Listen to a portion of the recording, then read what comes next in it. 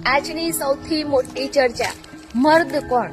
શું મર્દ તે છે જે ફક્ત સીના ચોળું રાખે છે, કે પછી તે છે જે પોતાના શબ્દો પર અડગ રહે છે?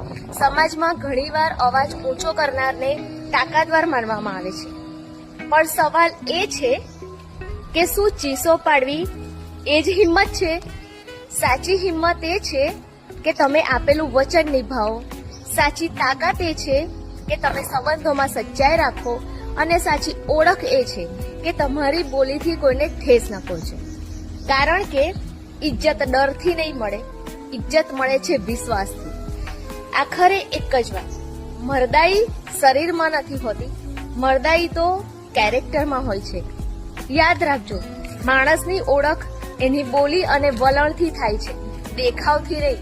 ડરાવવાથી કોઈ મોટું નથી બનતું, પરંતુ વિશ્વાસ જીતવાથી ઇજ્જત મળે છે. મર્દ એ નથી જે અવાજ ઊંચો કરે, મર્દ એ છે જે શબ્દોની કિંમત સમજે. કારણ કે સાચી તાકાત શરીરમાં નથી હોતી, તાકાત તો કેરેક્ટરમાં હોય છે.